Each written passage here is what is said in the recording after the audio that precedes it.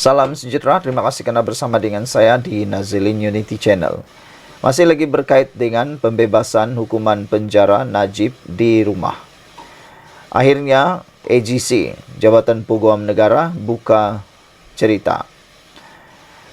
Silap fakta dalam afidavit Zahid. Jabatan Peguam Negara akan memaklumkan kepada mahkamah. Jabatan Peguam Negara AGC akan memaklumkan berkaitan dakwaan terdapat kesilapan fakta dalam afidavit Presiden UMNO Ahmad Zaid Hamidi bagi menyokong permohonan Najib Razak menjalani hukuman penjara di rumah. Jabatan Peguam Negara akan membawa perkara ini kepada perhatian pihak mahkamah, kata AGC dalam kenyataan ringkas 1/4 petang ini. AGC mengeluarkan kenyataan itu susulan kenyataan Menteri Pelaburan, Perdagangan dan Industri Tengku Zafrul Abdul Aziz berkaitan afidavit tambahan yang diikrarkan Zahid pada 9 April kepada Mahkamah Tinggi di Kuala Lumpur. Zafrul yang juga anggota Majlis Kerja Tertinggi MKT UMNO berkata, ada beberapa kesilapan fakta dalam afidavit Zahid tetapi tidak mendedahkan butirannya. Dia justru berkata akan memohon kepada mahkamah untuk memfailkan afidavitnya bagi memperbetul afidavit Zahid. Katanya tindakan itu bukan untuk mempersoal merit isu, tetapi ingin memastikan fakta direkod dengan betul supaya mahkamah menilai kesemua fakta material dengan wajar. Dalam afidavit yang difailkan pada 9 April, Zahid menyokong dakwaan Najib berhubung dakwaan kewujudan titah tambahan oleh Yang di-Pertuan Agong agar dia menghabiskan baki hukuman penjara dengan tahanan di rumah. Dia mendakwa melihat dan membaca titah bertarik 29 Januari setelah Zafrul memaklumkan kepadanya. Dia juga percaya Zafrul, anggota kerajaan lain yang tidak dinamakan dan Menteri Besar Pahang Wan Rosdi Wan Ismail juga telah melihatnya. Menurut afidavit sokongannya, Najib mendakwa terdapat titah tambahan bersama keputusan Lembaga Pengampunan yang mengurangkan hukuman penjara dan dendanya dalam kes rasuah SRC Internasional berjumlah 42 juta ringgit. Sekian untuk kali ini, jangan lupa tinggalkan komen Anda, tekan butang subscribe, ikuti terus ulasan selepas ini. Salam sejahtera, terima kasih karena bersama dengan saya di Nazilin Unity Channel. Masih lagi isu pembebasan Najib untuk tahanan di rumah. Ini pengakuan Zafrul yang kita tunggu-tunggu. Zafrul kata ada beberapa kesilapan fakta pada afidavit Zahid. Kita tak tahulah mana satu yang betul, mana satu yang tak betul. Tetapi kita perlu melihat pada sumber pertama. Melihat kepada beberapa pendedahan yang kita baca di ruangan Malaysia kini, kita boleh simpulkan bahawa Zafrul merupakan sumber pertama. Apabila Zafrul adalah sumber pertama, maka dengan itu beliaulah yang harus boleh dipercayai dengan lebih tepat, jelas dan akurat. Apabila Zafrul kata ada beberapa kesilapan fakta pada afidavit Zahid, ini menggempar dan betul-betul mengejutkan kita. Bahagian mana yang ada kesilapan fakta itu? Apa isinya? Ahli Majlis Kerja Tertinggi MKT UMNO Tengku Zafrul Abdul Aziz mengakui melihat afidavit yang dikemukakan Presiden Parti itu, Ahmad Zaid Hamidi, bagi menyokong permohonan Najib Razak mendapatkan kebenaran menjalani hukuman penjara di rumah. Bagaimanapun, Tengku Zafrul menjelaskan ada beberapa kesilapan fakta yang terkandung pada dokumen berkenan. Sehubungan itu, saya telah mengambil langkah untuk mendapatkan nasihat undang-undang yang sesuai dan akan membuat permohonan kepada Mahkamah Tinggi untuk meminta kebenaran bagi memfailkan afidavit saya bagi memperbetulkan beberapa kesilapan fakta yang terkandung dalam afidavit berkenan, katanya dalam kenyataan petang ini. Tengku Zafrul yang juga Menteri Pelaburan, Perdagangan dan Industri memberitahu tindakan tersebut bukanlah untuk mempersoalkan merit yang sedang berlangsung. Saya hanya ingin memastikan bahawa fakta sebenar direkodkan dengan betul supaya semua pihak, khususnya Mahkamah Tinggi, dapat menilai kesemua fakta material dengan wajar, katanya. Kata Tengku Zafrul, tindakan diambilnya itu adalah bagi membolehkan keputusan yang adil dan saksama dibuat oleh pihak yang berkenan demi kepentingan semua. Terdahulu hari ini, Ahmad Zaid menyokong dakwaan berhubung kewujudan titah addendum tambahan daripada Yang di-Pertuan Agong agar Najib menghabiskan baki hukuman penjara dengan tahanan di rumah. Selain Tengku Zafrul, ahli Parlimen Bagan Datuk itu turut memetik nama Menteri Besar Pahang Wan Rosli Wan Ismail. Ahmad Zaid menyokong dakwaan itu menerusi affidavit yang difailkan di Mahkamah Tinggi Kuala Lumpur pada 9 April lalu.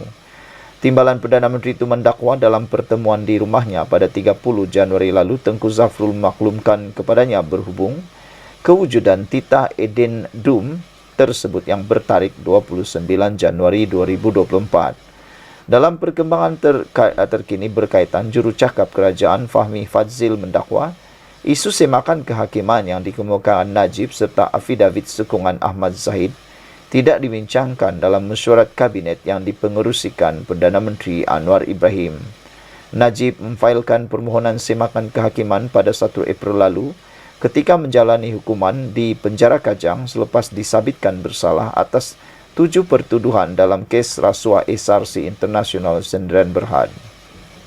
Menurut affidavit sokongan yang dibuatnya, Najib mendakwa titah addendum dalam pengampunan diraja membenarkan dia untuk menghabiskan baki hukuman penjara 6 tahun dengan tahanan di rumah. Justru dia memohon mahkamah mengarahkan Menteri Dalam Negeri, Peguam Negara, Lembaga Pengampunan, Kerajaan Persekutuan dan beberapa lagi responden untuk mengesahkan titah tersebut. Sekian dulu untuk kali ini. Jangan lupa tinggalkan komen anda, tekan butang subscribe. Bye-bye. Salam sejahtera, terima kasih kerana bersama dengan saya di Nazilin Unity Channel. Satu lagi laporan yang mencuit hati, tapi ada kebenarannya, dipetik dari Harapan Daily, menyebut, tak nak sediakan peguam untuk kita ke. Saitro Perikatan Nasional tag nama Muhyiddin dan Wan Faisal. Selepas dipanggil Suruhanjaya Komunikasi dan Multimedia Malaysia SKMM untuk dirakam percakapan, Tentera Cyber Perikatan Nasional nampaknya cuba mendapat perhatian pimpinan tertinggi blok itu. Ia dipercayai untuk mendapatkan bantuan guaman dari pimpinan tertinggi memandangkan mereka penyokong tegar blok itu. Muhammad Salim Iskandar adalah antara 3 individu yang dipanggil SKMM susulan kandungan yang dimuat naik di media sosial yang didakwa melanggar Akta Komunikasi dan Multimedia 1998. Salim melalui ciapan di X menyebut nama pengerusi Perikatan Nasional PN, Tan Sri Muhyiddin Yassin, Ketua Pembangkang Datuk Sri Hamzah Zainuddin dan Ketua Armada Bersatu Wan Ahmad Faisal Wan Ahmad Kamal. Dalam ciapan itu dia bertanya sama ada antara mereka mahu menyediakan bantuan guaman. Korang tak nak sediakan lawyer peguam untuk kita ke? Atau korang hanya mampu bantu Akmal Saleh yang tak nak bantuan korang? Kata beliau. Tak payahlah wahai politikus, kita adalah pejuang rakyat. Kita hadap jelah, ujar beliau.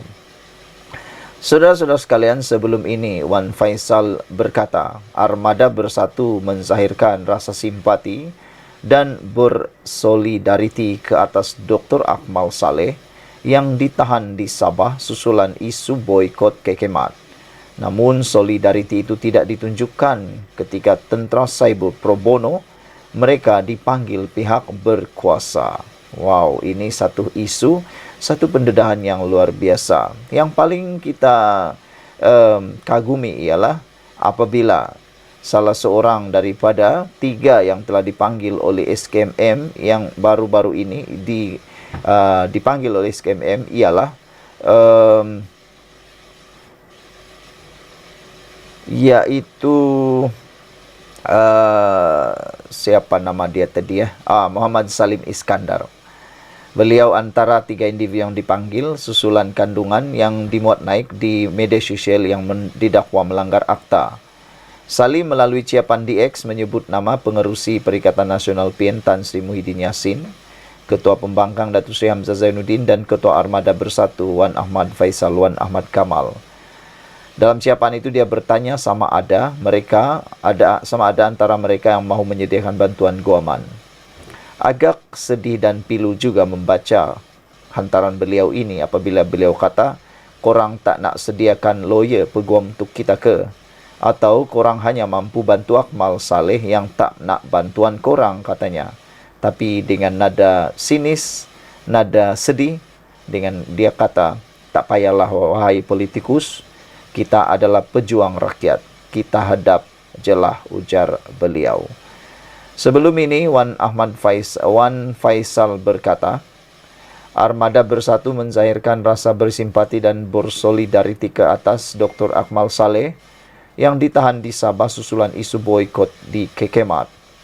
Namun solidariti itu tidak ditunjukkan ketika tentera Saibu pro bono mereka dipanggil pihak berkuasa.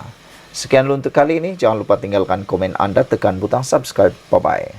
Salam sejahtera, terima kasih kerana bersama dengan saya di Nazilin Unity Channel. Ini satu lagi kejutan besar untuk Parti PAS. Dalam laporan di Harapan Daily menyebut, Presiden PAS wajar mohon maaf mengaitkan Perdana Menteri 10 Anwar Ibrahim dengan Zionis. Ditulis oleh Ahmad Mursi. Selepas tular misi gila, Perdana Menteri ke-10 Anwar Ibrahim membantu mengeluarkan keluarga saudara Nadir dari Rafah semasa bumi Gaza masih dihujani bom, membuka mata rakyat terhadap kemampuan Perdana Menteri ke-10 Anwar Ibrahim. Kesungguhan Perdana Menteri Anwar Ibrahim membantu menghentikan kezaliman terhadap rakyat Palestin tidak boleh dipertikaikan lagi seperti diakui sendiri oleh aktivis cinta Gaza, Nadir An-Nuri. Katanya, dulu Saddam Hussein dan Erdogan menjadi suara lantang dalam isu ini. Kini giliran Malaysia di bawah Perdana Menteri yang ke-10.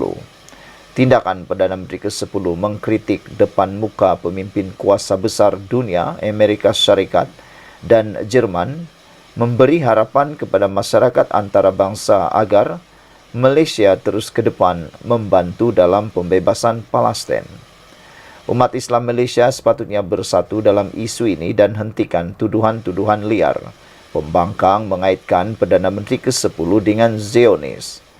Pada Mac 2022, Haji Hadi utus surat kepada pemimpin-pemimpin Islam Timur Tengah untuk menjustifikasi tindakannya berkomplot tebuk atap. Dia menuduh usaha mencalonkan Anwar sebagai Perdana Menteri menggantikan Tun Mahathir dibuat dengan sokongan Amerika Syarikat AS, Eropah, Zionis dan Freemason. Walhal perkara itu merupakan perjanjian yang dibuat sebelum PRU 14 lagi dan Islam mengajar untuk kita berpegang kepada janji. Haji Hadi yang sedang uzur dan dalam suasana hari raya sewajarnya, dia memohon maaf atas fitnahnya itu dan membuat islah dengan memperbetulkan sikap fitnah pengikutnya. Hal ini memandangkan tindakan-tindakan Perdana Menteri ke-10 Anwar Ibrahim dalam isu Palestin hingga hari ini tidak mampu dia lakukan semasa menjadi Duta Khas Timur Tengah bertaraf menteri. Hentikanlah mengkritik dan bantulah usaha Perdana Menteri yang ke-10 ini. Berikut antara catatan fitnah Haji Hadi dalam surat kepada pemimpin Islam Timur Tengah. Kemudian setelah PH berjaya mengubah kerajaan dengan kemenangan mereka dalam pilihan raya, berlaku usaha dalaman untuk mencalonkan Anwar Ibrahim sebagai Perdana Menteri oleh DAP, PKR dan Amanah bagi mengenepikan Tun Mahathir dengan sokongan Amerika Syarikat, Eropah, Singapura, Zionis dan juga Freemason. Saudara-saudara sekalian, ini satu pendedahan yang luar biasa. Ramai juga yang menyokong supaya Presiden PAS wajar mohon maaf mengaitkan Zionis dengan Perdana Menteri Anwar Ibrahim. Catatan ini ditulis oleh Ahmad Mursi, dipetik daripada Harapan Daily. Terpulanglah pada Anda semua, apapun pendapat Anda tentang isu ini. Selepas misi gila tular, Perdana Menteri ke-10 membantu mengeluarkan keluarga saudara Nadir dari Rafah semasa bumi Gaza masih dihujani bom. Ini telah membuka mata ramai rakyat Malaysia terhadap kepimpinan dan kemampuan Anwar Ibrahim dalam isu di Gaza. Sekian dulu untuk kali ini. Jangan lupa tinggalkan komen Anda, tekan butang subscribe. Bye-bye. Salam sejahtera, terima kasih karena bersama dengan saya di Nazilin Unity Channel. Ini satu lagi keputusan yang pastinya malang untuk Parti Bersatu. Apabila dilaporkan mendesak 6 ahli parlimen bersatu yang menyokong Anwar Ibrahim untuk meletak jawatan sebenarnya menyalahi undang-undang. Itu dikatakan sendiri oleh pakar. Desakan ke atas 6 ahli parlimen bersatu yang sebelum ini menyatakan sokongan kepada Perdana Menteri Anwar Ibrahim supaya meletakkan jawatan merupakan satu jenis ugutan yang boleh diambil tindakan undang-undang. Profesor Adjung Dr. Sabirin Jafar berkata demikian, kenyataan beberapa pemimpin bersatu khususnya ketua penerangan parti itu iaitu Razali Idris boleh dianggap mengganggu tugas wakil rakyat di bawah kanun keseksaan Akta 574. Pada pendapat saya, perlakuan ketua penerangan bersatu menyalahi Seksyen 124 kanun keseksaan kerana ia merupakan cubaan mendorong atau memaksa 6 ahli parlimen supaya menahan diri daripada menjalankan tugas. Ketua Penerangan Bersatu juga telah melakukan kesalahan di mana beliau secara langsung atau tidak langsung melakukan aktiviti yang memudaratkan demokrasi berparlimen, katanya dalam satu sidang media di Kuala Lumpur hari ini. Dia berkata demikian ketika mengulas kenyataan pemimpin bersatu terhadap 6 ahli parlimen parti itu yang kini menyokong Perdana Menteri di Dewan Rakyat. Mengulas lanjut, Dr. Sabirin yang juga bekas Pesuruhjaya Kehakiman Mahkamah Tinggi Malaya berkata, dia tidak berhasrat menyentuh perkara melibatkan politik kepartian. Tujuan saya membuat penjelasan ini adalah untuk memberikan sudut pandang perundangan berkenaan isu yang bersangkutan dengan amalan demokrasi berparlimen serta peruntukan jenayah yang berkaitan dengannya, ujarnya. Menurut beliau, Kanun Keseksaan Akta 574 telah dipindah melalui Akta Kanun Keseksaan Pindaan 2012, Akta 1430 yang telah memasukkan seksyen-seksyen baru 124B hingga Seksyen 124N pada tahun 2012 yang bermakna pihak yang mengganggu dan mengugut ahli parlimen boleh dikenakan tindakan undang-undang. Sebelum ini, Razali berkata surat akan dihantar kepada 6 ahli parlimen bersatu dan jika mereka tetap menyokong Perdana Menteri, keahlian mereka akan gugur secara automatik. Dr. Sabirin berkata pernyataan-pernyataan di atas tidak seharusnya dianalisis secara berasingan, tetapi harus dilihat dalam konteks pernyataan yang diutarakan Razali sejak bulan Februari lalu, di mana mereka dipanggil tari barut dan tidak dipelawa untuk menghadiri mana-mana upacara bersatu. Tambahan pula, Razali turut menyatakan bahawa 6 ahli parlimen ini diibaratkan sudah mati. Kata-kata yang kesat begini jelas menggambarkan malafaide dalam pelakuan kepimpinan bersatu. Secara tuntasnya, saya berpendapat bahawa kepimpinan bersatu khususnya Ketua Penerangan telah menyalahi Seksyen 124, 124B dan 124C Kanun Keseksaan. Sekiranya terdapat laporan polis berkenaan pelanggaran seksyen-seksyen tersebut, pihak PDRM perlulah membuat siasatan segera, katanya. Untuk rekod pada 2 Mac lalu, Bersatu meluluskan pindaan perlembagaan parti itu bagi melucutkan keahlian parti bagi wakil rakyat yang menyokong mana-mana pihak bertentangan dengan parti. Keputusan itu dibuat dalam mesyuarat agung luar biasa EGM dengan perwakilan parti sebulat suara menyokong usul untuk memindah perkara 10 perlembagaan bersatu. Setakat ini, 6 ahli parlimen dan seorang adun bersatu telah menyatakan sokongan kepada kepimpinan Anwar. Sekian dulu untuk kali ini. Jangan lupa tinggalkan komen Anda, tekan butang subscribe. Kita jumpa lagi. Bye-bye. Salam sejahtera. Terima kasih karena bersama dengan saya di Nazilin Unity Channel. Pertanyaan paling luar biasa timbul hari ini. Kenapa kerajaan sembunyi titah tambahan? Itu soal Peguam Najib. Peguam Najib Abdul Razak menuntut kerajaan menjelaskan dakwaan mereka menyembunyikan kewujudan titah tambahan yang di-Pertuan Agong yang membenarkan bekas Perdana Menteri itu menghabiskan hukumannya di bawah tahanan rumah. Muhammad Safi Abdullah berkata demikian kepada media di perkarangan Mahkamah Tinggi Kuala Lumpur hari ini. Safi berkata dia menghantar berpucuk-pucuk surat kepada pelbagai menteri termasuk Perdana Menteri Anwar Ibrahim tetapi tidak mendapat sebarang balasan. Tiada siapa boleh sembunyikannya. Ini titah arahan yang di-Pertuan Agong, katanya. Safi sebelum itu menghadiri pendengaran dalam kamar kes semakan kehakiman untuk mendapatkan kebenaran bagi menguatkuasakan titah tambahan diraja itu. Mahkamah menetapkan tarikh 5 Jun ini untuk membuat keputusan terhadap permohonan itu, dedah Safi. Najib kini ditahan di penjara Kajang. Najib pada 3 April lalu memfailkan semakan kehakiman supaya mahkamah mengarahkan Menteri Dalam Negeri, Peguam Negara, Lembaga Pengampunan Wilayah Persekutuan, Kerajaan Persekutuan dan beberapa lagi responden mengesahkan kewujudan titah tambahan itu.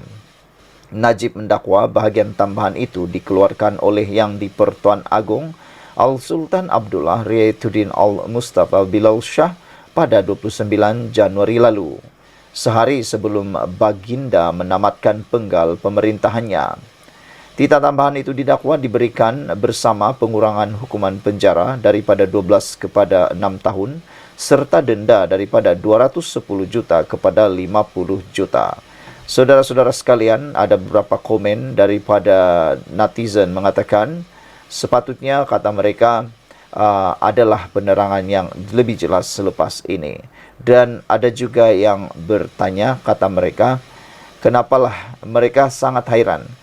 Perbicaraan Najib daripada awal sampailah sekarang amat cerewet, kata mereka. Yalah, manakah tidak cerewet kan? Mereka, Najib tu nak bebas juga. Seperti anda lah, kalau anda berada pada kedudukan Najib, anda pun akan cerewet macam itu juga. Dan anda akan membuat apa-apa saja tindakan untuk dapat dibebaskan dan dapat dibuktikan tidak bersalah. Namun demikian, sudah terbukti Najib bersalah melalui keputusan mahkamah dan sepatutnya beliau menjalani penjara sepenuhnya di penjara Kajang. Tetapi oleh kerana adanya isu yang panas ini sekarang, maka menjadi persoalan ialah adakah pada 5 Jun ini akan ada keputusan yang mengejutkan kita semua? Adakah pada 5 Jun ini Najib akan dibebaskan? Itu persoalannya. Sekian dulu untuk kali ini. Jangan lupa tinggalkan komen anda, tekan butang subscribe. Bye-bye. Salam sejahtera. Terima kasih kerana bersama dengan saya di Nazilin Unity Channel. Politik Malaysia hari ini betul-betul membuatkan ramai pemerhati menjadi stres. Ramai pengikut-pengikut politik, peminat-peminat politik di Malaysia hari ini jadi stres. Tak tahulah kenapa mereka jadi stres, kenapa kami jadi stres. Mungkin gara-gara isu pendedahan demi pendedahan yang luar biasa. Ramai netizen yang paling terkesan ialah para pengikut politik yang sudah gembira kerana banyak perkara isu berkaitan penyelewengan wang negara dapat diselesaikan oleh Anwar Ibrahim. Tetapi kali ini lain pula ceritanya apabila kes Najib makin panas semula. Adakah persoalan kali ini ialah Najib akan berjaya dibebaskan dalam masa terdekat ini? Hari ini yang paling gempar ialah apabila Zahid buat satu pengakuan yang paling luar biasa. Zahid yang merupakan timbalan Perdana Menteri Malaysia di bawah kepimpinan Anwar Ibrahim tiba-tiba buat pengakuan yang tak pernah kita jangkakan, iaitu berkaitan dengan perintah ataupun tuntutan supaya Najib bin Razak dapat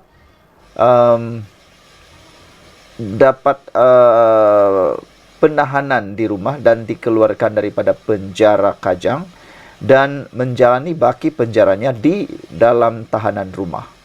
Ini betul-betul membuatkan ramai netizen agak bengang pada hari ini. Ini apabila Zahid mengaku bahawa titah diraja memang ada, saya sudah baca, kata Zahid Hamidi. Tetapi selepas itu, ada lagi berbagai-bagai persoalan timbul apabila Zafrul membuat kenyataan bahawa ada kesilapan fakta. Timbalan Perdana Menteri Ahmad Zahid Hamidi menyokong dakwaan Najib Razak berhubung dakwaan kewujudan titah addendum yaitu tambahan agar dia menghabiskan baki hukuman penjara dengan tahanan di rumah. Ahmad Zahid yang juga Presiden UMNO menyokong dakwaan itu menerusi afidavit yang difailkan di Mahkamah Tinggi Kuala Lumpur pada 9 April lalu. Dia mendakwa dalam pertemuan di rumahnya pada 30 Januari lalu, Menteri Pelaburan, Perdagangan dan Industri Tengku Zafrul Abdul Aziz memaklumkan kepadanya berhubung kewujudan titah Edem Dum tersebut yang bertarikh 29 Januari tahun 2024. Saya sesungguhnya percaya bahawa untuk tempoh masa yang mencukupi, saya melihat dan membaca titah Edem Dum dan saya melihat dengan jelas semua kandungannya dan bahawa ia merupakan sebahagian daripada proses pengampunan pemohon iaitu Najib yang merupakan tambahan kepada titah utama kedua-duanya bertarikh 29 Januari 2024. Justru saya dengan ini mengesahkan kewujudan titah Edem Dum bertarikh 29 Januari 2024 yang dititahkan oleh Yang di-Pertuan Agong. Saya juga percaya selain saya dan Tengku Zafrul, anggota kerajaan yang lain telah melihat titah Edem Dum tersebut. Secara khusus saya sedar bahawa Menteri Besar Pahang Wan Rosdi Wan Ismail juga telah melihat salinan titah Edem Dum dan boleh mengesahkan perkara sama menurut Zahid Hamidi. Pada 4 April lalu, Safi memaklumkan seorang saksi penting dijangka memfailkan afidavit bagi menyokong semakan kehakiman Najib untuk menghabiskan baki tempoh hukuman penjara 6 tahun dalam kes rasuah SRC Internasional berjumlah 42 juta dengan tahanan di rumah.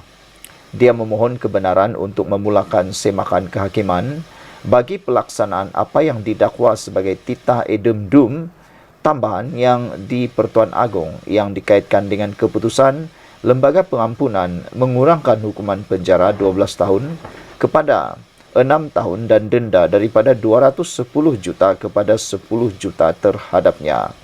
Najib memfailkan permohonan semakan kehakiman pada 1 April lalu ketika menjalani hukuman di penjara Kajang dalam kes rasuah SRC Internasional. Menurut afidavit sokongan yang dibuatnya, Najib mendakwa titah Edem Dum tambahan dalam pengampunan diraja membenarkannya untuk menghabiskan baki hukuman penjara 6 tahun dengan tahanan di rumah. Justru dia memohon mahkamah mengarahkan Menteri Dalam Negeri, Peguam Negara, Lembaga Pengampunan, Kerajaan Persekutuan dan beberapa lagi responden untuk mengesahkan titah tersebut.